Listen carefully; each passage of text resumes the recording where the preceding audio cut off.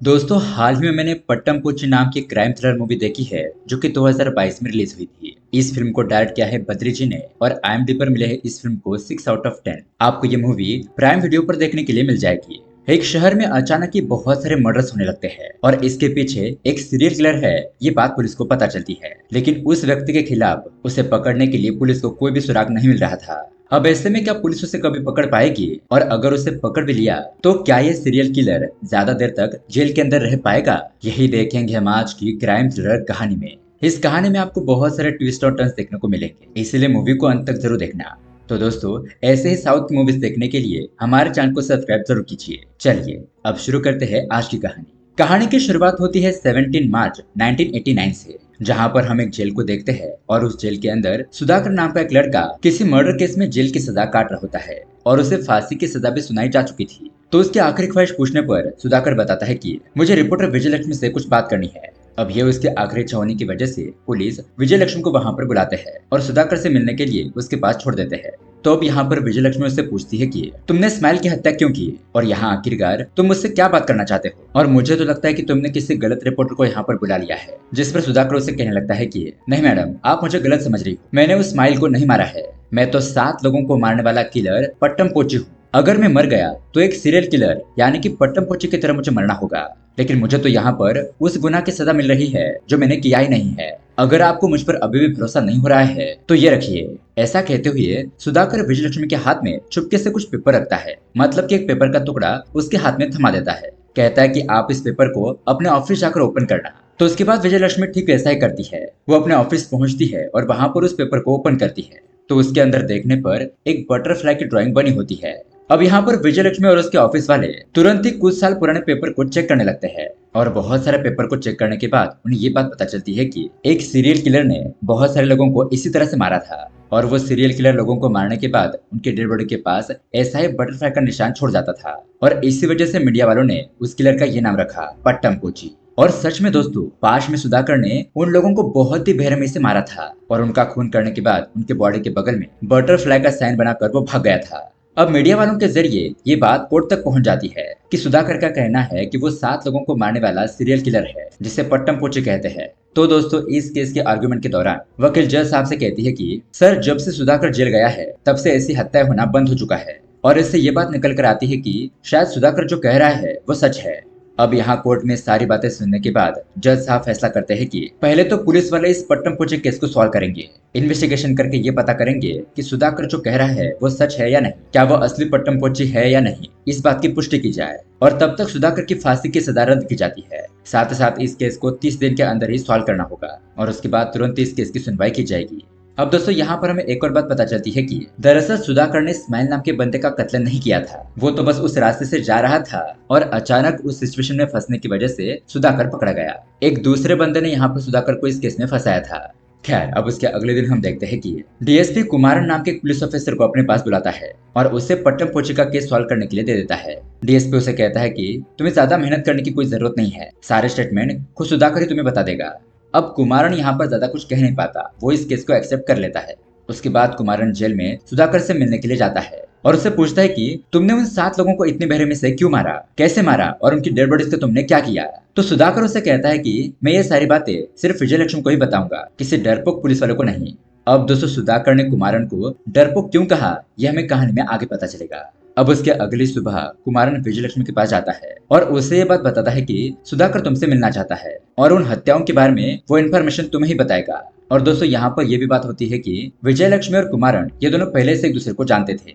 खैर, अब विजयलक्ष्मी कुमारन की बात मानकर सुधाकर से मिलने के लिए जाती है। वो भी उससे पूछती है कि बताओ, तुमने उन लोगों को इतनी बेरहमी से क्यों मारा। सुधाकर कहता है कि मैडम, मैंने जिन 7 लोगों को मारा है उनके बारे में तो पूरी दुनिया जानती है, लेकिन मैं तो आपको एक और मर्डर के बारे में बताना चाहता हूँ। तो विजयलक्ष्मी शॉक हो जाती है और उससे पूछती है कि क्या तुमने एक और मर्डर किया है। सुधाकर कहता है कि वो मेरा 8वां नहीं बल्कि पहला मर्डर है। मैं उसे हत्या तो नहीं कहूंगा, वो मेरे हेल्थ इशू का एक क्लू है। खुद का ट्रीटमेंट करने के लिए मैं ये सभी हत्याएं कर रहा था।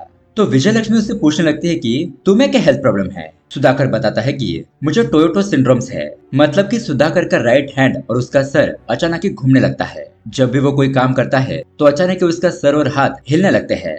सुधाकर कहता है कि ये प्रॉब्लम मुझे बचपन से ही है। बचपन में मेरा बाप मुझे और मेरी माँ को बहुत ज्यादा परेशान करता था, टॉर्चर करता था। एक दिन उसके टॉर्चर को सहन न करते हुए मेरी माँ ने कुएं में कूदकर आत्महत्या कर दी और तब से मैं हमेशा के लिए अकेला हो गया। लेकिन इसके बावजूद भी मेरा बाप मुझे हमेशा छोटी मोटी बातों को लेकर मारता पीटता था, बहुत ज्यादा तकलीफ देता था, मेंटली और फिजिकली टॉर्चर करता था।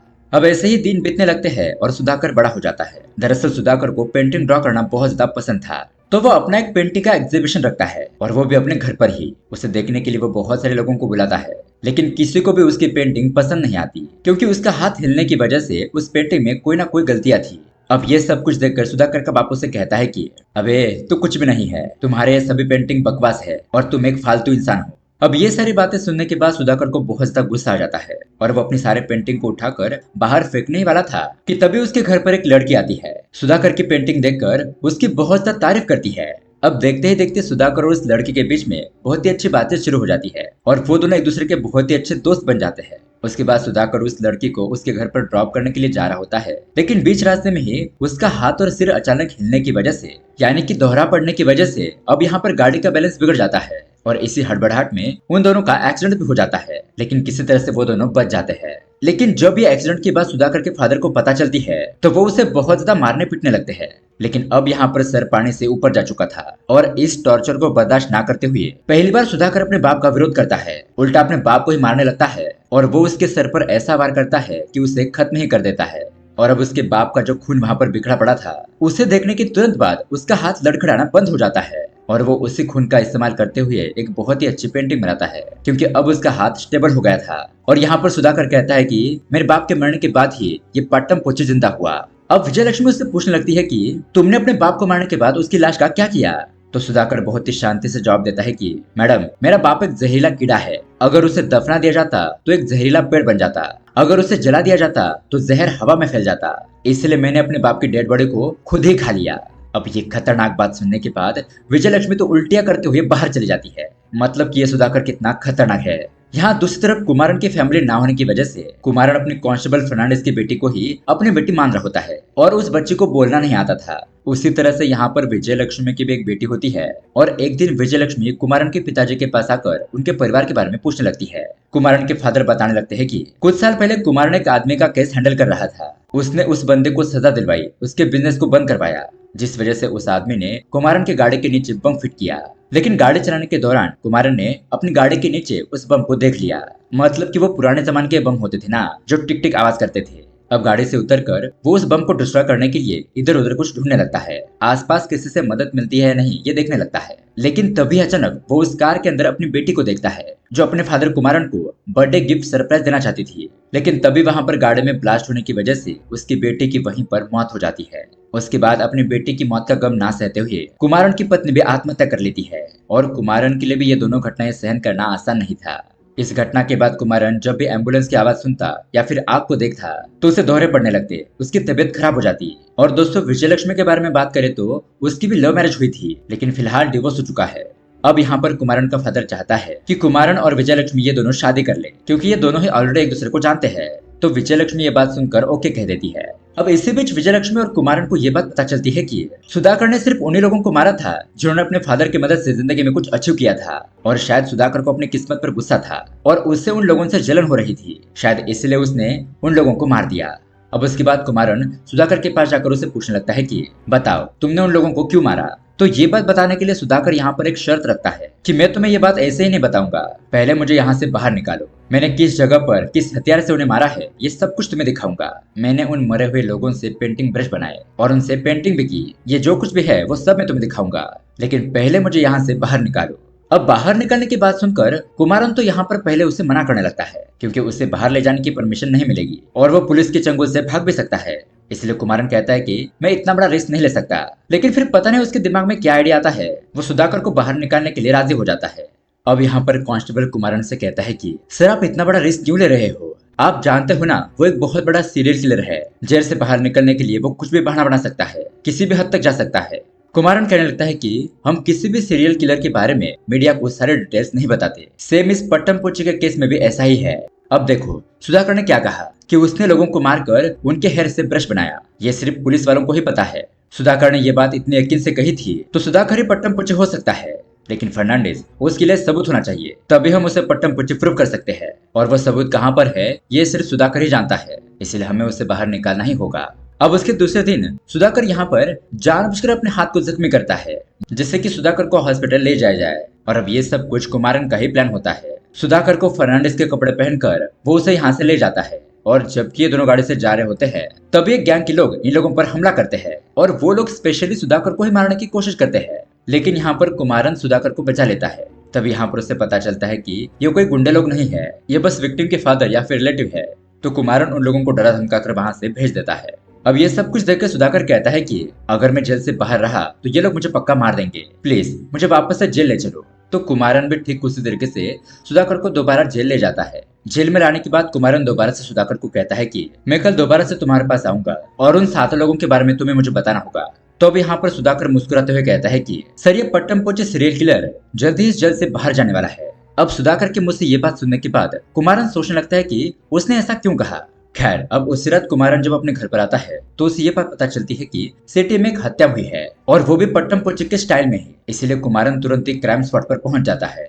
वहां पर एक बंदे की लाश होती है और उसके बगल में एक बटरफ्लाई की पेंटिंग। तो यहाँ पर कुमारन समझ जाता है कि यह मर्डर सुधाकर ने किया होगा, मतलब कि आज सुधाकर को हॉस्पिटल ले जाया जा रहा था, तब इन दोनों के ऊपर बहुत बड़ा हमला हुआ था, और इसी हाथापाई में उन लोगों के साथ फाइटिंग करते वक्त बहुत ज्यादा टाइम गया। उसी बीच में मौका देकर सुधाकर इस बंदे के पास आ गया होगा, और इस बंदे को मारकर वापस से कुमारन के पास आ गया। और दोस्तों, ये बंदा और कोई नहीं बल्कि असली स्माइल का कातिल होता है। इसी बंदे ने सुधाकर को स्माइल के मर्डर केस में फंसाया था, इसलिए सुधाकर ने इसे शूट करके उससे बदला लिया और उसके बगल में तितली की पेंटिंग बनाई।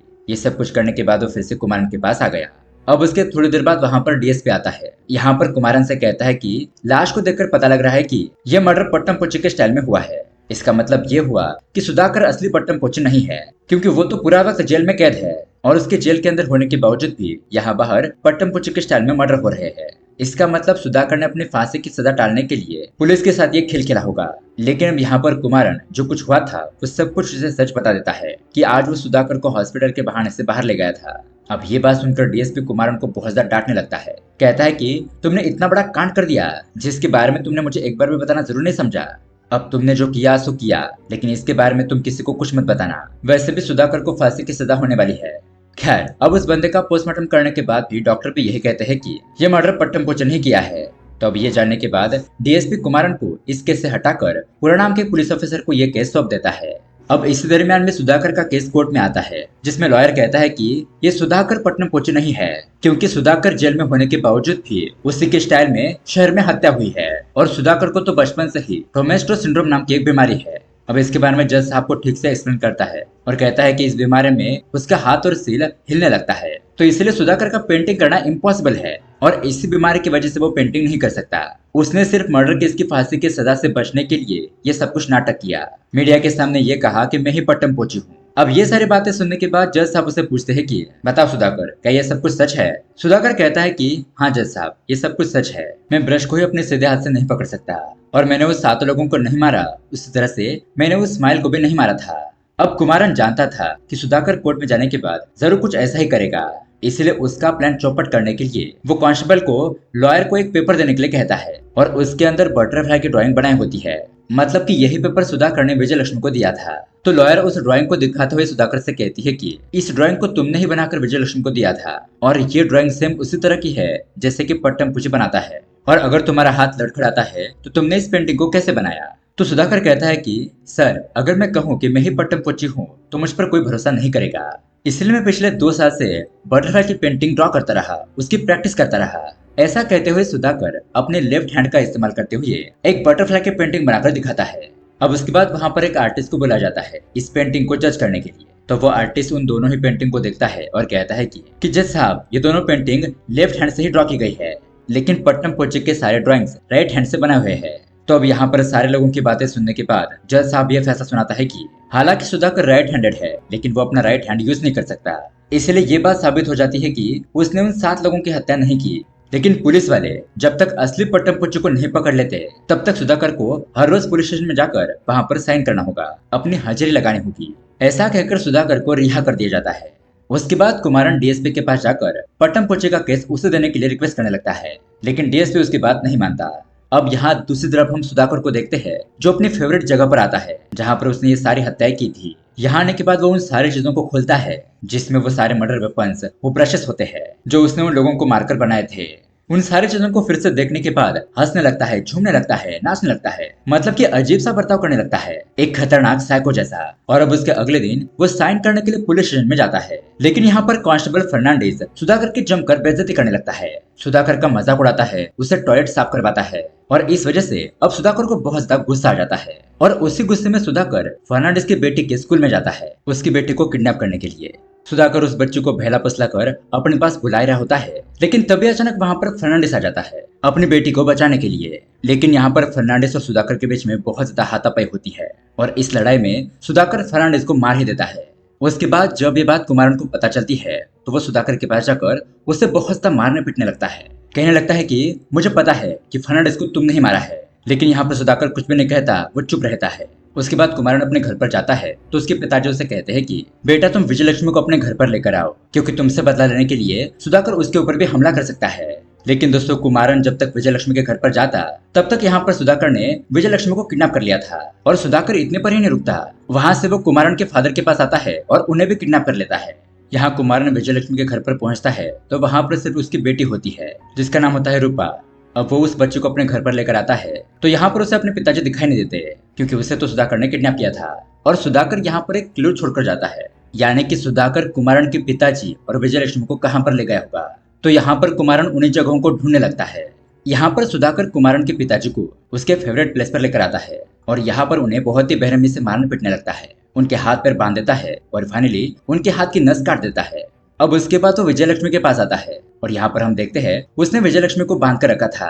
अब सुधाकर विजयलक्ष्मी को मारने वाला होता है कि तभी वहां की पावर कट हो जाती है और चारों तरफ अंधेरा हो जाता है। तो सुधाकर विजयलक्ष्मी को एक छोटे से केज में बंद करने के बाद कहता है कि चिंता मत करो, मैं तुम्हें अंधेरे में नहीं मारूंगा, दुनिया को पता चलना चाहिए कि मैंने तुम्हें कैसे मारा, तुम ही दुनिया को बताओगी। ऐसा कहकर वो बैटरी लाने के लिए जाता है। अब उसके कुछ देर बाद हम देखते हैं कि कुमारन अपने लोगों को ढूंढते ढूंढते अपने फादर के पास पहुंच जाता है, उसने जो क्लू छोड़ा था उसे पहचानते हुए। लेकिन यहाँ पर आने के बाद वो अपने पिताजी की हालत देखकर बहुत ज्यादा दुखी हो जाता है। उसके बाद तुरंत यहाँ पर एम्बुलेंस बुलाकर अपने पिताजी को ले जाने लगता है और फिर वहां से वापस से विजयलक्ष्मी को ढूंढने के लिए जाता है। तभी बीच रास्ते में सुधाकर और कुमारन ये दोनों आमने सामने आ जाते हैं। अब सुधाकर यहाँ पर कुमारन को देखकर वहां से तुरंत ही भागने लगता है और भागते भागते वो पुलिस स्टेशन आ जाता है। वहां पर पहुंचने के बाद इंस्पेक्टर गुणा से कहता है कि सर देखिए, कुमारन मुझे बेवजह ही मार रहा है और मुझसे ये कबूल करवाना चाहता है कि मैं ही पट्टम पोची हूँ। इस तरह से सुधाकर यहाँ पर नाटक करने लगता है और ये भी कहता है कि कुमारन मुझे मारते हुए अपने पिताजी और विजयलक्ष्मी के बारे में पूछ रहा है। सर प्लीज मुझे इस कुमारन से बचा लो वरना ये तो मुझे मार डालेगा। अब यहाँ पर कुमारन इंस्पेक्टर गुणा को समझाने की कोशिश करता है, लेकिन इंस्पेक्टर गुणा उसकी बात नहीं समझता। यहाँ पर कुमारन को ही बंद करके सुधाकर को यहाँ से छोड़ देता है। उसके बाद सुधाकर वहां से चला जाता है, लेकिन इंस्पेक्टर गुणा ने उसके पीछे कांस्टेबल छोड़ दिया था। अब सुधाकर जब अपने गाड़ी के पास आता है तो वो उस कांस्टेबल को देख लेता है और इस वजह से वो अपनी गाड़ी का इस्तेमाल करते हुए उस कांस्टेबल को मार देता है और इत्तेफाक से उस गाड़ी में विजयलक्ष्मी की बेटी होती है। यहाँ दूसरी तरफ हम विजयलक्ष्मी को देखते हैं जो किसी तरह से सुधाकर के चंगुल से बाहर निकलती है। वो वहां से अपनी जान बचाते हुए किसी दुकान के पास आकर बेहोश हो जाती है, इसलिए वो दुकान वाला तुरंत ही पुलिस स्टेशन कॉल करता है और उन लोगों को बताता है कि सर एक लड़की पट्टमपुटी से बचते हुए यहाँ पर आई है, आप तुरंत ही मेरे बताए हुए जगह पर आ जाइए। अब यहाँ पर पुलिस वाले इस इन्फॉर्मेशन को सारे पुलिस स्टेशन में भेज देते हैं और यहाँ पर कुमारन पुलिस वालों को मारपीट के विजयलक्ष्मी को ढूंढने के लिए निकल जाता है। अब दोस्तों यहाँ पर हमें पता चलता है कि सुधाकर ने उस कांस्टेबल को मारने के बाद उसका वॉकी टॉकी छीन लिया था। अब जाहिर सी बात है उस वॉकी टॉकी की मदद से सुधाकर को विजयलक्ष्मी का पता चल चुका था, इसलिए वो तुरंत ही उस दुकान जाता है और उस बंदे को शूट करके मार देता है और वहां पर विजयलक्ष्मी होती है तो उसे मारपीट कर दोबारा से उसी प्लेस पर लाता है। लेकिन अब दोस्तों कुमारन चालाकी से सुधाकर का पता लगा लेता है और हम यहाँ पर इन दोनों के बीच में बहुत ही जबरदस्त फाइटिंग देखते हैं। अब इसी लड़ाई के दौरान सुधाकर उस कार को आग लगा देता है जिसके अंदर विजयलक्ष्मी की बेटी मौजूद होती है। अब यहाँ पर आग को देखने के बाद कुमारन गड़बड़ा जाता है, वो बहुत ज्यादा घबरा जाता है, उससे कुछ समझ नहीं आता कि क्या करूं। वो अनकॉन्शियस हो जाता है क्योंकि इसी तरह के एक्सीडेंट में उसकी बेटी की भी मौत हुई थी। यहाँ पर उसे अपनी बेटी याद आने लगती है। लेकिन अब दोस्तों फाइनली कुमारन होश में आता है और सुधाकर के ऊपर ऐसा जानलेवा हमला करता है, सुधाकर की वहीं पर मौत हो जाती है और यहाँ विजयलक्ष्मी और उसकी बेटी को बचा लेता है। उसके बाद कुमारन वहां से जाते हुए सुधाकर की एक पेंटिंग बनाकर उसके पास बटरफ्लाई ड्रॉ करता है। तो उसके बाद मीडिया के जरिए ये खबर फैल जाती है कि असली पट्टम पोची ने नकली पट्टम पोची को मार दिया और दोस्तों उसी दौरान जब ट्रीटमेंट हो रहा था तो कुमारन के फादर की मौत हो जाती है। अब उसके बाद हमें 3 महीने बाद का सीन दिखाया जाता है, जहाँ पर हम देखते हैं कि कुमारन और विजय लक्ष्मी की शादी हो चुकी है। तब एक दिन विजय लक्ष्मी पेपर में ये न्यूज देखती है कि जिसने छोटे बच्चों का आरोपी किया उन लोगों को वो पट्टम पोची मार रहा है, यानी कि कानून को जो काम करना चाहिए वो काम पट्टम पोची कर रहा है। विजय लक्ष्मी कहती है कि पता नहीं ये पट्टम पोची कौन है, लेकिन जो भी काम कर रहा है अच्छा काम कर रहा है, बुरे लोगों को सजा दे रहा है। अब दोस्तों उसी रात विजय लक्ष्मी और कुमारन सो रहे होते हैं, तो आधी रात में विजय लक्ष्मी की नींद खुलती है और वो देखती है कि कुमारन उसके बगल में नहीं है। यहाँ हम कुमारन को देखते हैं जो एक दूसरे कमरे में बटरफ्लाई की पेंटिंग ड्रॉ कर रहा होता है, और तब जाके यहाँ पर हमें पता चलता है कि नया पट्टम पोची और कोई नहीं बल्कि कुमारनी है। और दोस्तों इसी के साथ ये कहानी यहीं पर एंड हो जाती है। तो दोस्तों ये कहानी आपको कैसी लगी हमें कमेंट करके जरूर बताइएगा। साथ ही ऐसे ही अमेजिंग मूवी देखने के लिए हमारे चैनल को सब्सक्राइब जरूर कीजिए। मिलते हैं अगली वीडियो में। Thanks for watching.